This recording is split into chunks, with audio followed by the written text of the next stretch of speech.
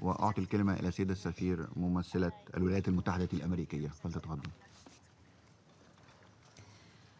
Thank you, Mr. President. I want to congratulate you on the presidency for August and also for starting it off in a very good way, especially for negotiations on something that brings attention to an important issue like this. So we thank you. We know that terrorists have many ways to get their hands on dangerous weapons. They divert legal weapons transfers. They take advantage of poorly secured stockpiles. They seize weapons on the battlefield. They get them through criminal networks. This resolution is meant to address the many ways that terrorists acquire weapons. It calls on member states to do more to strengthen export controls and provide assistance to other countries in destroying excess weapons. It highlights the need for enhancing the physical security of weapons, stockpiles, and the creation of tracing programs for weapons.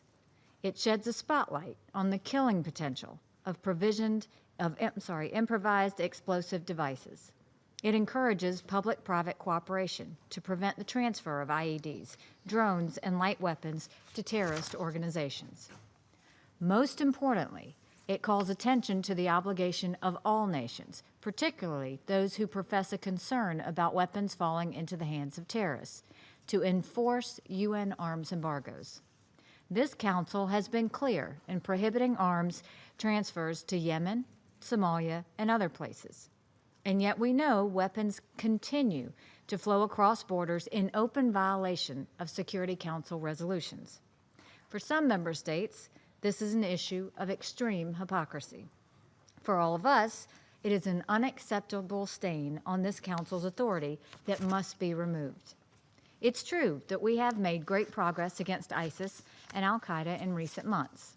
We're pleased that regional partners have taken steps to improve their ability to cut off ISIS from support and financial support and material. But weapons aren't finding their way to terrorists only through some member states' failure to take action. One country stands out for its deliberate, systematic contributions of weapons, training, and funding for terrorist groups. One country uses its support for terrorist proxies to conduct its foreign policy and to compensate for its own weakness. That country is Iran. Iran was first designated by the United States as a state sponsor of terrorism in 1984. Its training, funding, and arming of terrorists has continued unabated to this day. Terrorist proxies are doing the Iranian regime's will in Iraq and in Syria. Iran also supports Hamas and Bahraini terrorist groups. Through its partner Hezbollah, Iran is engaged in preparing for war in Lebanon.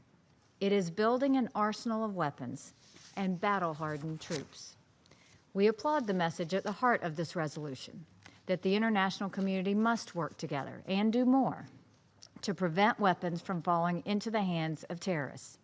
But I encourage this council to be aware that weapons don't always just, quote, fall into the hands of terrorists.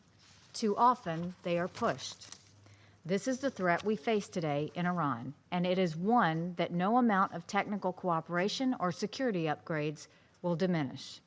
As long as we allow the Iranian regime to violate this council's prohibitions with impunity, it will be a source of weapons to terrorist groups that will only grow in volume and destructive capability.